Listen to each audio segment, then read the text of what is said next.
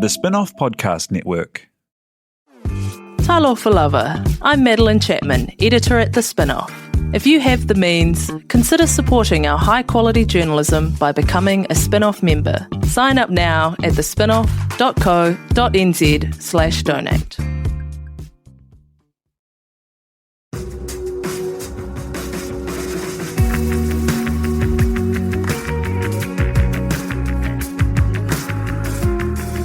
You're listening to Business is Boring, a podcast that reckons it's anything but. Business is Boring is brought to you by SparkLab, offering inspiration and practical advice to help businesses find their edge. To hear more about SparkLab, including details about the latest events, workshops, and business tools, visit sparklab.co.nz. And now, here's your host, Simon Pound.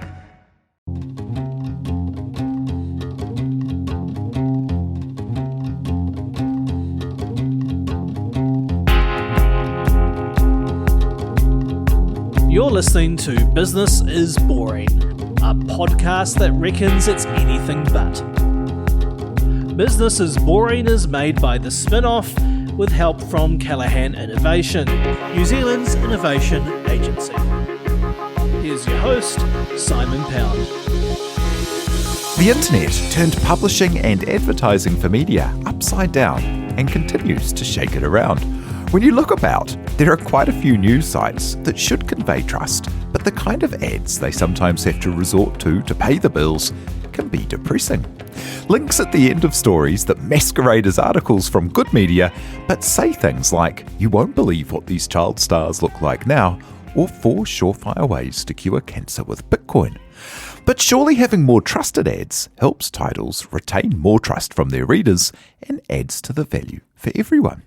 That's part of the idea behind Scroll Media, a network of trusted publishers and ads, increasing returns for publishers and helping their sites feel more premium.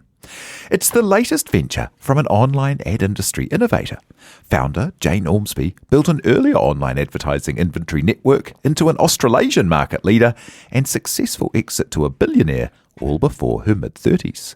Jane then used her online publishing expertise to work with APN, now NZME, as it tackled digital, leading the paywall at The Listener and launching Byte, which you've probably cooked a dish from. In 2018, Jane went back into digital innovation, creating Scroll Media, and to talk the journey, tips for selling business, and where her company and advertising is headed, Jane Ormsby joins us now. Tēnā koe, thank you for being here. Oh, kia ora, Simon. It's great to be here. Hey, first up, what got you into the publishing and online ad space? Well, yeah, it's quite a long story, really. I actually grew up on a farm in Hawke's Bay, a place called Pārtoka, and so I spent my childhood riding horses and chasing sheep and cows around. So I don't think I would have ever imagined I'd be running a digital advertising company then. But yeah, I basically had very supportive parents who were quite down to earth and very practical, and I went off to Otago University, and I knew I wanted to do marketing because I loved marketing, and but I didn't really know what I wanted to do. And had a lot of fun at Otago.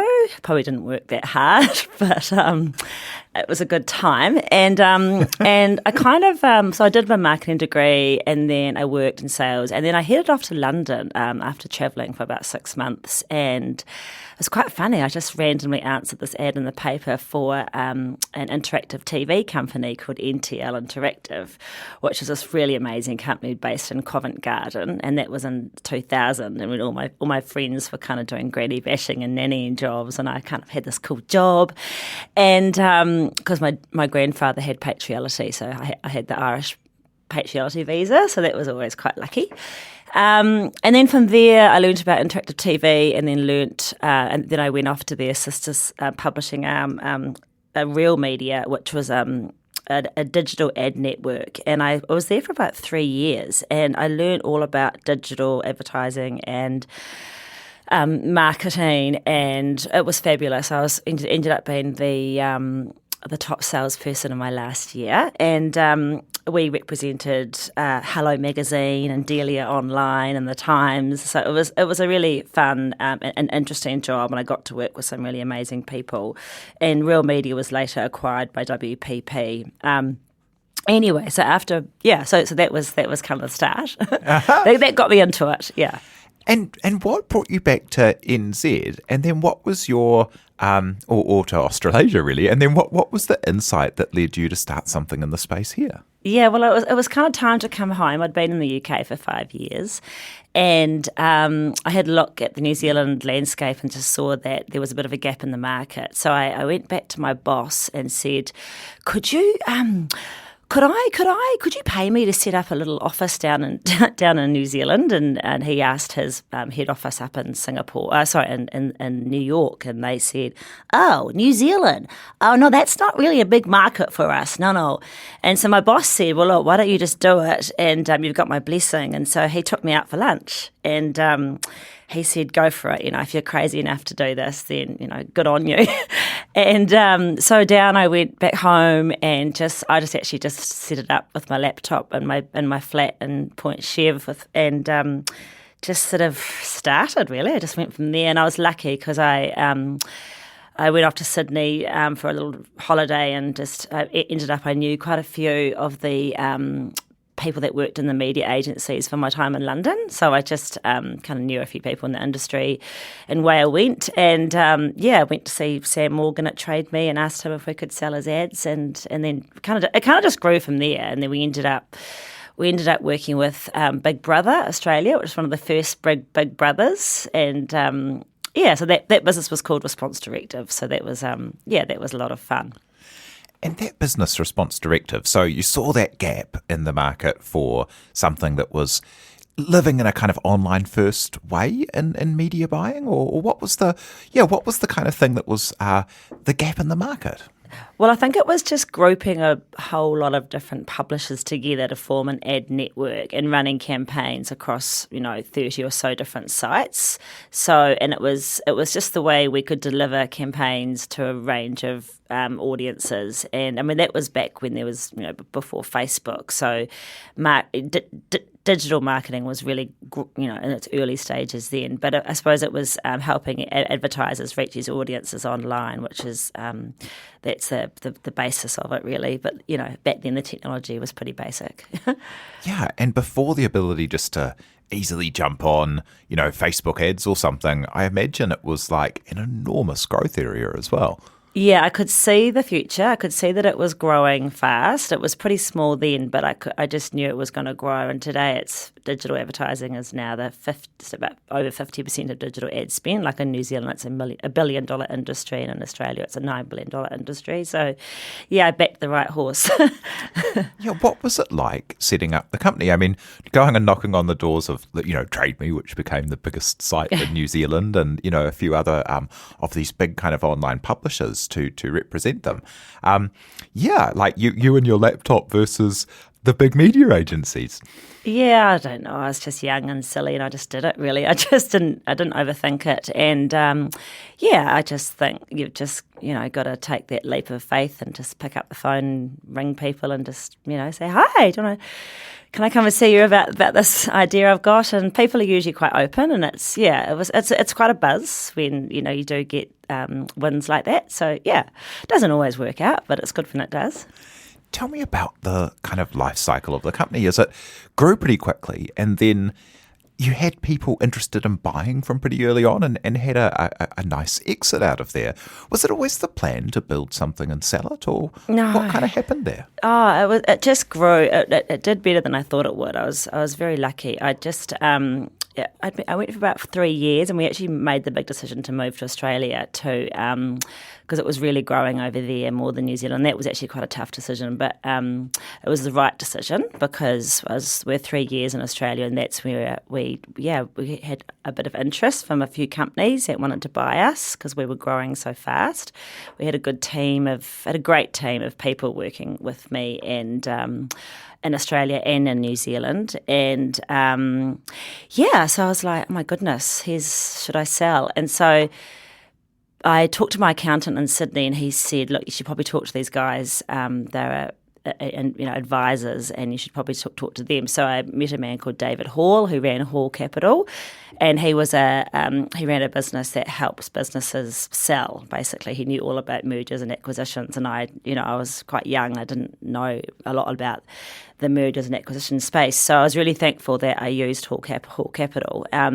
So they basically got me in front of a lot more companies that I would have got in front of. We sat down and presented to Fairfax and News Limited, and then in the end it was a company that I hadn't even heard of that who actually acquired us and they kind of came up with the cash offer, which was more attractive than the shares offer that the other companies had offered, which was the right thing because it was just before the GFC. So, yeah, it took the right offer, really. So I was quite lucky, and that they were a business who had formerly been involved in printing and newspapers, and they wanted to get into digital. So they acquired Response Directive, and, yeah, that went well. And so definitely, if anyone is thinking of selling, I would recommend using outsourcing it to a broker, because they can sort of present you in a more formal way, and they did like an information memorandum, and they helped structure the deal. So they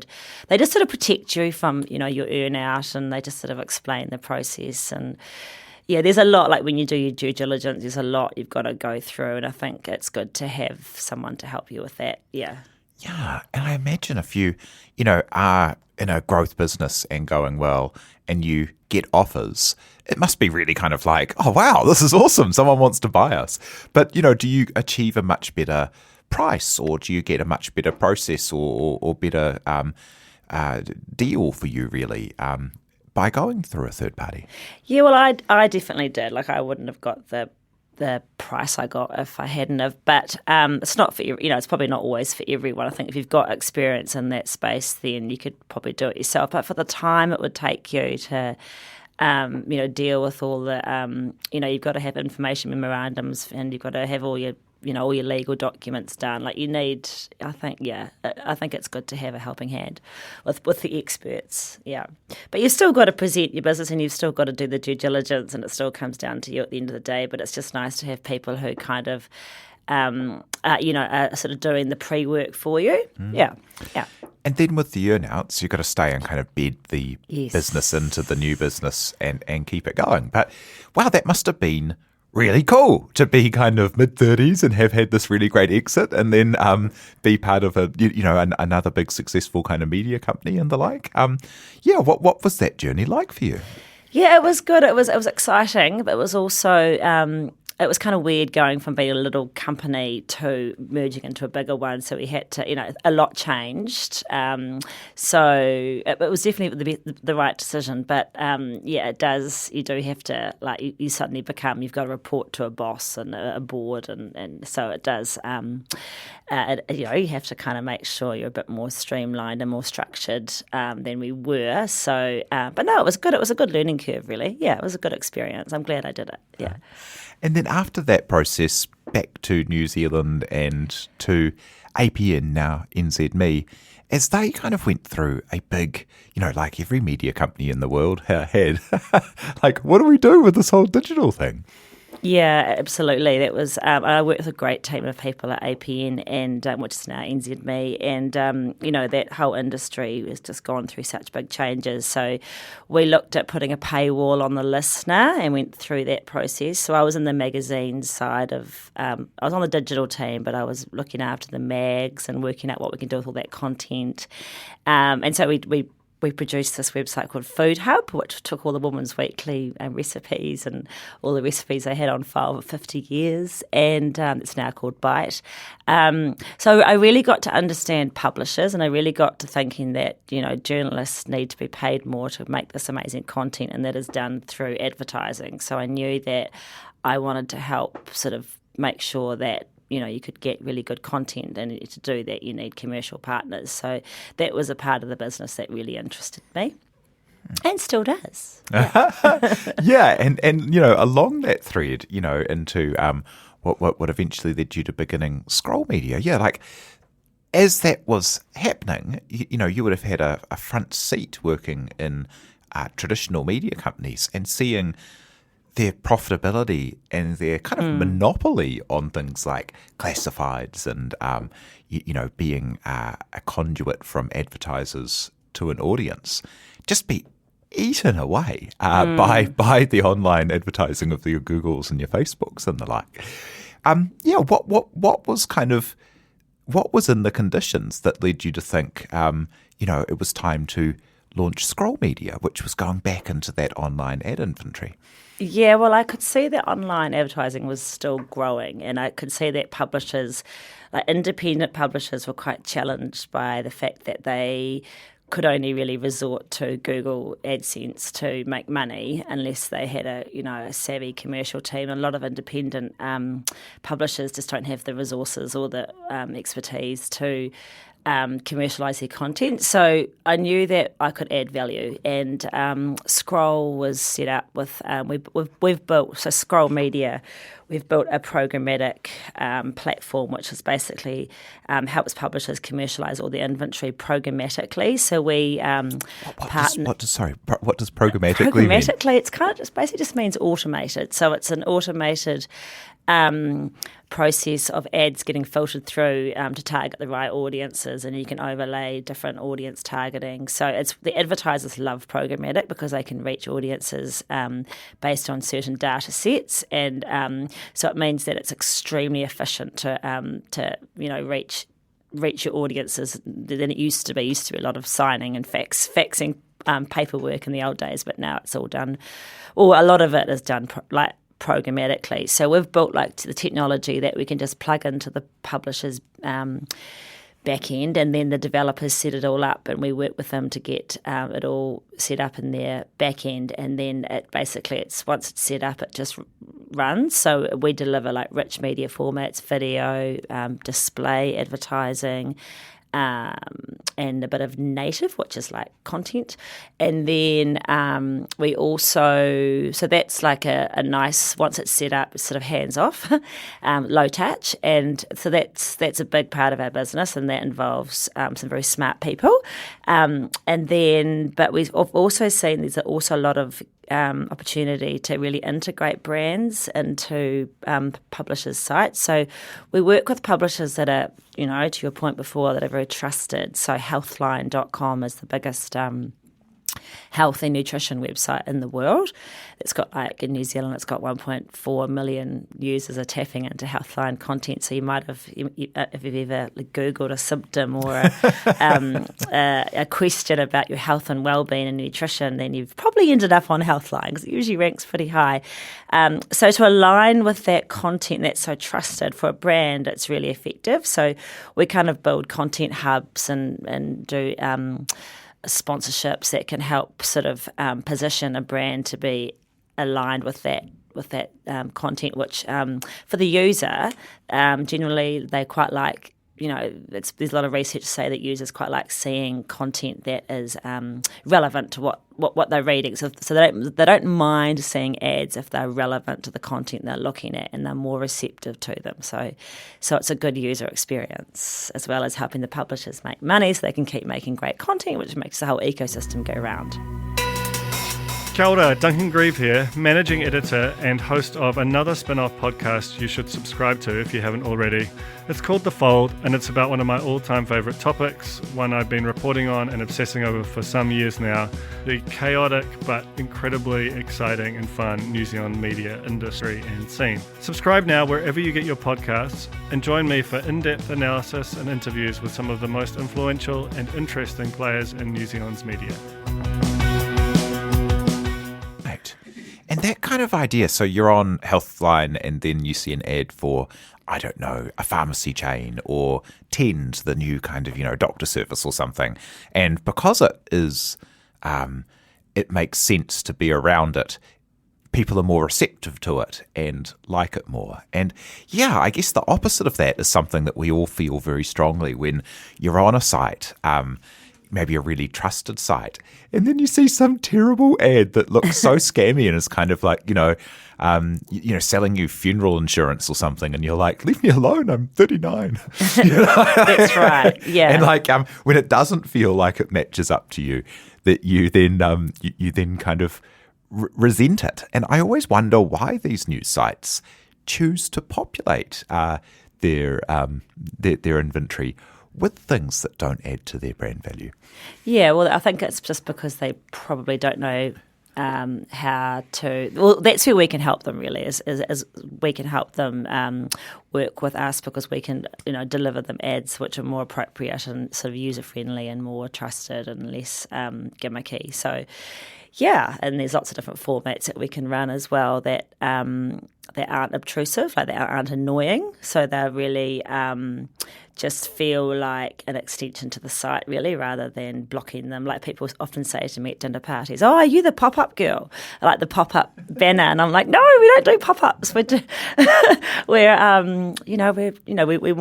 do rich media, so it's ads that are more immersive." So, for example, gaming has become a huge industry now. With 80% of Australians are online gaming, so it's a huge growing audience, and so we help with the publisher. That we've got a partnership with a publisher called Game Life. We'll actually build the brands into the games, so they can actually see an ad while they're playing a game, and they love that. The user doesn't mind that, because that's just kind of part of their they're playing a game and they're happy to see an ad. So it's almost, there's lots of different ways you can, for brands to reach these audiences. So we just try and make it easy for them to do that. Yeah.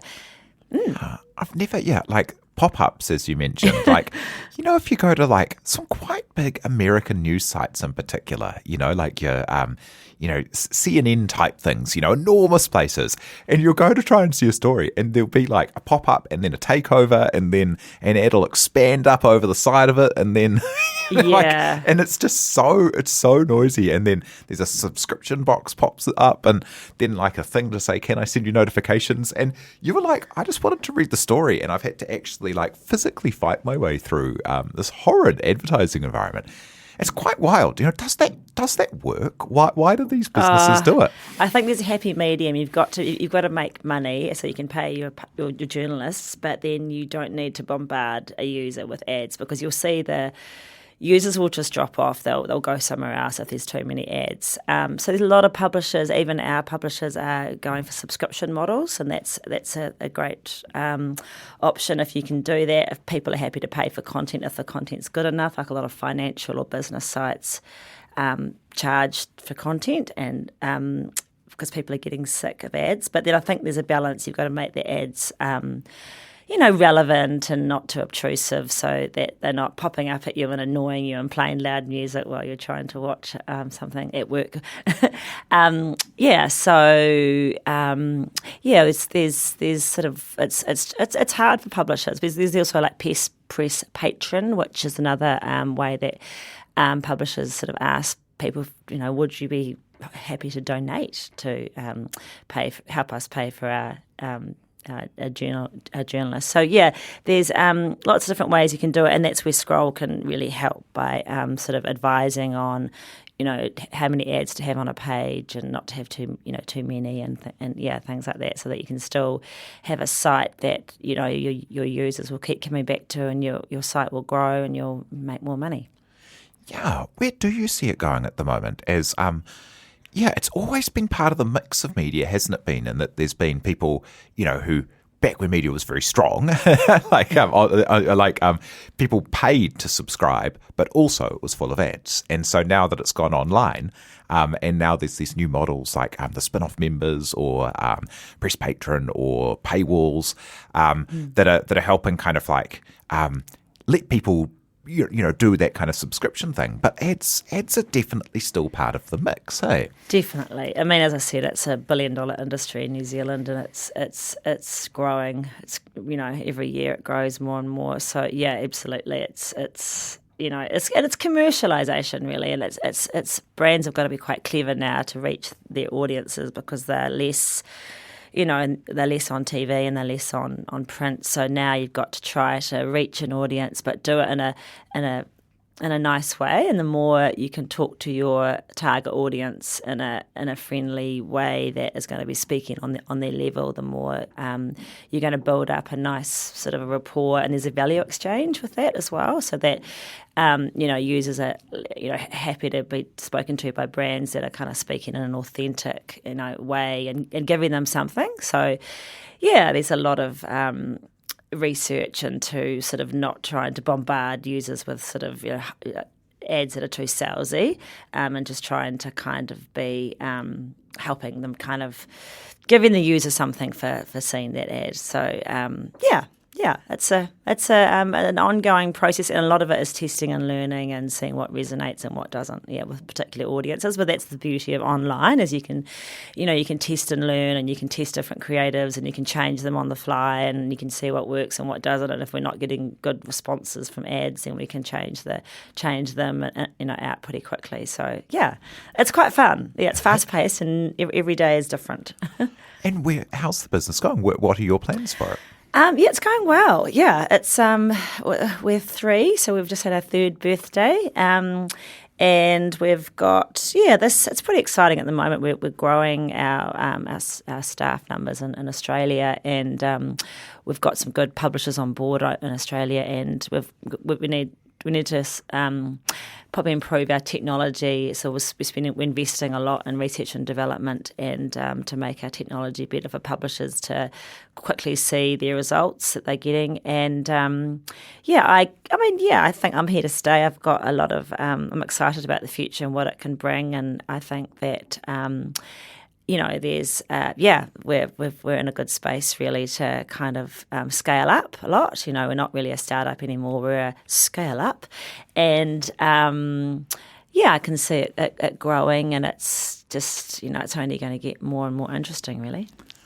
What advice would you have for someone who was kind of getting their way into an industry and knew what they were up to, and had an opportunity to do something like start their own thing back home? Like, what would your advice be to someone who maybe is thinking of jumping out and knows that they could do what they're doing?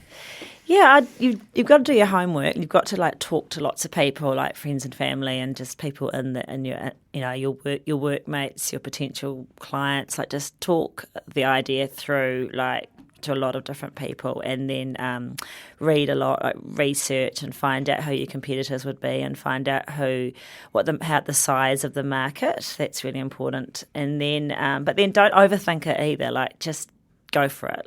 Jump in there and give it a crack, because you just never know your luck. And you just sort of you've got to be in. You've got to try but be ready to kind of.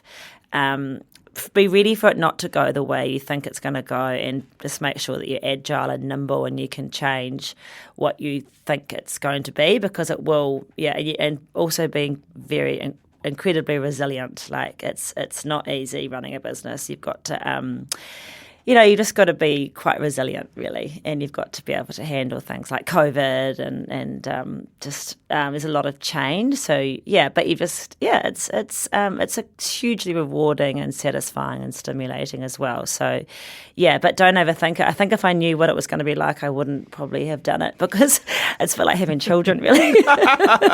So many people say that, eh? It's so funny. And as a final thought, what would success be for you personally? I know that feeling very much about business and kids. And what would that success? As a final thought, what would success be for you personally, and success be for Scroll Media? I'd love to see Scroll Media growing and helping, publishers more, and I want it to be something that my kids can be proud of, and. We'd like to help young people get into jobs. So we want to start giving back and helping people that are getting into the industry, giving them a bit of a leg up with, internships and things like that. And yeah, I just think the future is great. There's, as I said before, the whole gaming space is really interesting. There's a lot happening with esports, and that's an area I'm kind of excited about. And there's plenty of opportunity. So, I think that I love the whole networking side and the people that you meet in business. So I get I get a real buzz out of that. So, I think we'll grow, and I wouldn't mind a bit more work-life balance. That could be quite nice. But it changes really rapidly, so it's really important to stay up with the play with lots of there's a lot of conferences and webinars and things that keep you up for the play. But it's I've been really lucky with this industry, and if anyone wanted to talk to me about getting into it, I'd be happy to chat, because it's a really fun, innovative and creative industry that uses both sides of your brain. Like it's mathematical and commercial, but it's also creative. So it's a lot of fun, and I've made a lot of friends in the industry from people that I've worked with like 20 years ago are still people I'm dealing with now. So it's something about digital. You kind of try to leave, but then you get back into it. That's so cool. Yeah. Well, thank you for sharing the story today. That's Jane Ormsby, the founder at Scroll Media. Thank you. Thank you, Gina Tiller, for producing, and thank you very much for having us along in your ears and listening. Cheers. You've been listening to Business is Boring, presented by Simon Pound, and brought to you by The Spinoff and Callaghan Innovation.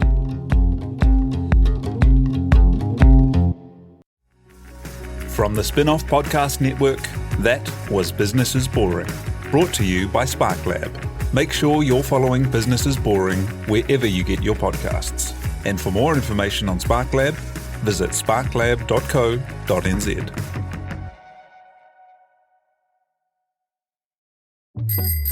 Ready to rediscover the joys of cycling? With over 300 kilometres of cycle paths across Tamaki Makaurau, jumping on your bike and going for a ride is such a fun way to discover the city from a different perspective. Cycling is getting more and more popular across Auckland, so now's a great time to join the hype and give cycling a go. Head to at.govt/cycling to find your nearest cycleway today. The Spinoff Podcast Network.